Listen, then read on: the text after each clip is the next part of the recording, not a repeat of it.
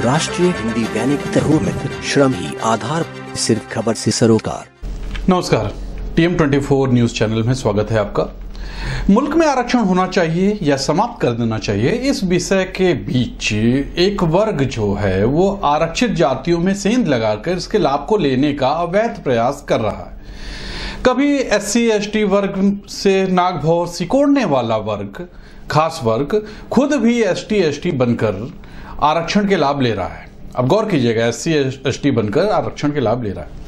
इसी तरह वास्तविक पिछड़े वर्ग को हाशिए पर करने और आरक्षण के लाभ के लिए भी प्रयास हो रहे हैं, ये भी गौर वाली बात है। खासकर जब आरक्षण और जातिवार जनगणना को लेकर बहस नए सिरे से तेज हो रही है, तब जो असल पिछड़ी जातियां हैं उन्हें चौकन्ना हो जाना चाहिए, क्योंकि जो कथित बड़ी जातियां हैं वो केंद्र और राज्य सरकारों की OBC लिस्ट में घुसपैठ की कोशिश कर रही हैं। वे उस आरक्षण का लाभ ले रही हैं जो आर्थिक और सामाजिक रूप से पिछड़े वर्गों को मिलना चाहिए। पिछड़ों की राज्यों और केंद्र सरकारों की लिस्ट में अगड़ी जातियों की घुसपैठ रातों रात नहीं हुई है। गौर करिए, मंडल कमीशन ने सरकारी नौकरियों में 27% आरक्षण की सिफारिश की थी। BP सिंह सरकार ने जब यह सिफारिश लागू की, लगभग तभी से पिछड़े वर्ग में सेंधमारी शुरू हो गई। उदाहरण के लिए आप गौर कीजिए, उदाहरण अगर आप के सामने पेश किया जाए, कर्नाटक में आरक्षण के लिए राज्य की जो पिछड़ों की लिस्ट है उसमें आर्थिक रूप से पिछड़ी कई जातियां हैं। इसमें गौड़ सारस्वत ब्राह्मण दरअसल सारस्वत ब्राह्मणों का एक हिस्सा है, जबकि समाज में सारस्वत ब्राह्मणों का स्थान इतना ऊंचा था कि उन्हें पूजने लायक माना जाता था। अभी भी कई प्रदेशों में पूजने लायक ही माना जाता। तमिलनाडु और केरल में अन्य पिछड़ा वर्ग की लिस्ट देखें तो पता चलेगा सौराष्ट्र ब्राह्मण जैसी ऊंची जातियां उनमें शामिल हैं। मंडल कमीशन के मुताबिक पिछड़ा वर्ग उन्हें माना जाता है जो सामाजिक और शैक्षिक रूप से पिछड़े हों। ऐसे में यह एक पहेली भी है कि कुछ राज्यों में ब्राह्मण कब, कैसे और क्यों सामाजिक और शैक्षिक रूप से पिछड़े हो गए।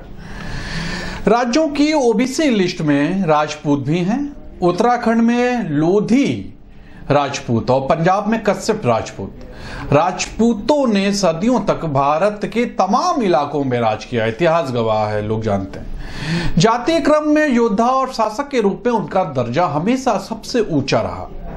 ऐसे में राज करने वाली जाति को पिछड़ी जाति कैसे कहा जा सकता, कैसे कह सकते हैं? महाराष्ट्र में खुद को छत्रपति शिवाजी का वंशज बताने वाला मराठा समुदाय OBC लिस्ट में आना चाहता है, ये भी गौर कीजिए। राज्यों की OBC लिस्ट में कई ऐसी जातियां भी हैं जिनके पास अच्छी खासी जमीन है। राजस्थान में पटेल समुदाय ऐसा ही है। जाट समुदाय भी इसी तरह का है। सबसे बड़ी विडंबना कथित नीची जातियों के लिए है। इनमें न केवल मराठा बल्कि दलित भी शामिल है। खुद को लड़ाकों में बदलकर उन्होंने अपने ऐतिहासिक पिछड़ेपन से पीछा छुड़ाया और शासक भी बने, मसलन सिंधिया और गायकवाड़। फिर किसने हिमाकत की जातियों को OBC बताने की? एक समय नीची जाति जानने वाली जाति में जन्म लेने वाले अपने आप में अभिशाप समझते थे, अभिशाप माना जाता था। लेकिन आधुनिक भारत में कई जातियां मांग कर रही हैं कि उन्हें पिछड़ा मान लिया जाए। सोचिए, वे दरअसल आरक्षण का फायदा लेना चाहती हैं। सामाजिक दायरे में वो ऊंची जातियों के दर्जे का फायदा ले रही हैं और आर्थिक दायरे में आरक्षण से लाभ भी उठाना चाहती हैं। इस साल 10 अगस्त को संसद के दोनों सदनों में 127वें संशोधन विधेयक को एक मत से पास किया गया। इस बिल ने राज्यों का एक अधिकार बहाल किया। ये गौर कीजिएगा जो मैं कह रहा हूं, ये बहुत बड़ी बात है।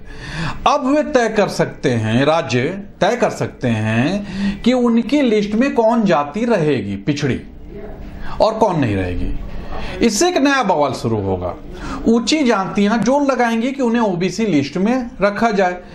नेता वोटों के लिए उनकी बात मान लेंगे ओबीसी लिस्ट राज्य के स्तर पर तैयार होनी ही चाहिए, क्योंकि हो सकता है कि कई जाति किसी राज्य में पिछड़ी हो, किसी राज्य में ना हो, लेकिन लिस्ट बनाने के लिए राज्य स्तर पर स्वतंत्र संस्थाएं होनी चाहिए जो राजनेताओं के प्रभाव में ना हो।